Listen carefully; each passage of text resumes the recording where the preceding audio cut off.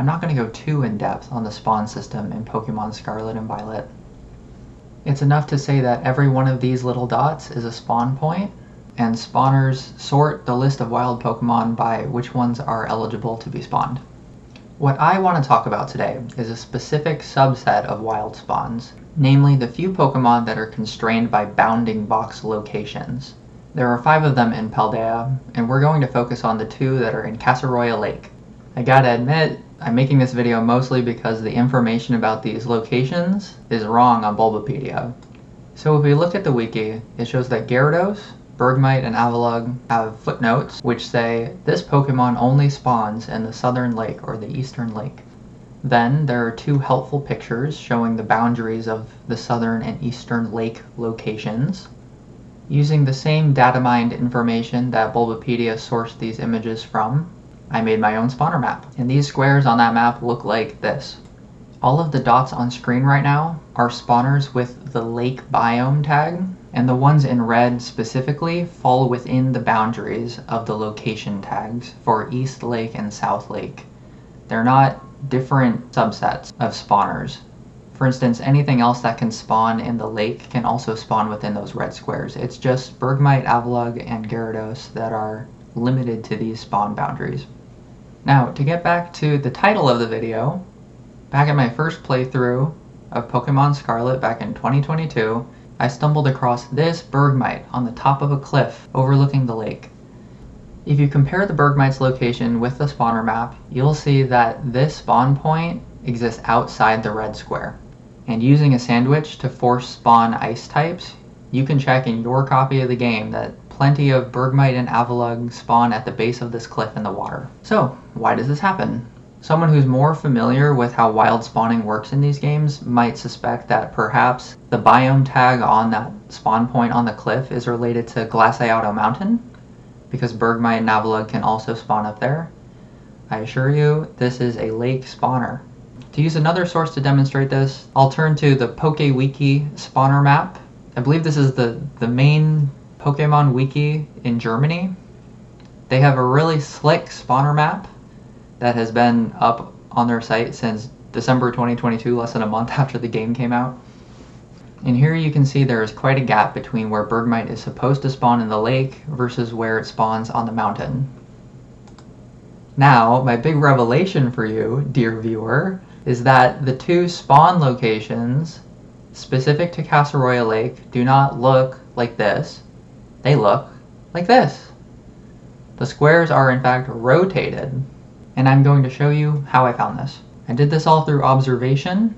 I can't back this up with any of the data mines. Truthfully, I understand how it was missed in the first place because looking at how the game defines these spawn locations, there's nothing to indicate that there's any sort of rotation. These spawn locations are defined by coordinates for the center of the square, along with the dimensions of the sides of the square. But clearly something wasn't adding up, and I needed to know. In a nutshell, my method was to mod the game so that only a single Pokemon could spawn in the wild that was limited to these spawn boundaries. While I could have left this Pokemon as Bergmite or Avalugg, both of them swim around too much, and it's hard to get your bearings on which spawn points they're actually appearing at. So I decided to use Wooper because it's small and point-like. I think all I did was switch out Bergmite's name for Woopers in the mod, along with deleting all the other Pokemon from the list. And this is a demonstration of the method. Flying back and forth. I did use an infinite flight mod just so that it would be easier to see what was happening from above. Anyway, I was a little worried that these Woopers would be a little small for you to see if you're watching this on a phone. Hopefully you're able to see that they adhere to specific patterns. Yes, those are the spawn points and they match on the spawner map. What my idea was to basically compare what I'm seeing in game with what I'm seeing on the spawner map. I opened MS Paint and I had a JPEG of the spawner map and I just compared the 2. It took hours, but it wasn't too bad. Steady progress and all. An annoying thing is that Wooper does swim around. It swims a lot less, I think, than other Pokemon I could have chosen for the job. But the thing is, when a Pokemon leaves its spawn point, another one can spawn immediately. And with nothing else spawning around them, it tends to fill up the pool of spawned Pokemon. Like, I think you can have 15 max on the overworld on the Switch 1 version of these games. And yeah, they'll kind of fill up the area. So what I would do is record video of this process and then go back frame by frame and put a little dot on the screen so I could see the pattern of where they were actually spawning from, and then I could compare it to the map. So it was a little bit involved. In this clip you can see what I was doing with the South Lake location, where the green dots are ones that spawned in-game and the ones that are in red I couldn't get to spawn. You're able to see, I hope, that this shows that there are some that should appear inside the square that are not there, and there are some that are outside the square that shouldn't be there. Here's the final image for the East Lake location. Now the issue I ran into at this point is that there are a lot of edge case spawn points, especially for this one that's tilted so dramatically. I could tell where the boundaries were, but I didn't have the angle of rotation. So for these edge cases, I wasn't sure if I just wasn't spawning them by chance or if they actually weren't supposed to spawn. So I needed to reverse engineer what this angle was supposed to be. And so I made a reproduction of the lake locations in Desmos.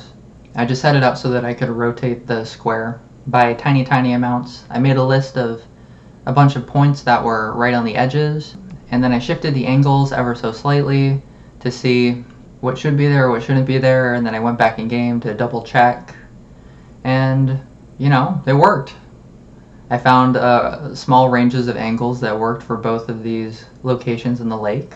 I'll put them in the description as well. Earlier in the video, I did mention that there were 5 of these bounding box locations in Paldea, and I did want to double check how these worked. The 2 locations in the desert are aligned with the grid. I decided to use Pinkerton because it doesn't move at all, which makes it very helpful when comparing it to dots on a grid. As for the location on top of Glaciado Mountain, this bounding box only refers to spawners above a certain altitude, and if you look at them in another reproduction I made in Desmos, it doesn't matter with which angle you rotate the square, all of the affected spawners still fit within the box. Basically, this square could have any angle of rotation. Might as well just say it's aligned to the grid. It matches the picture on Bulbapedia then. Anyway, I hope this was interesting. Thanks for watching.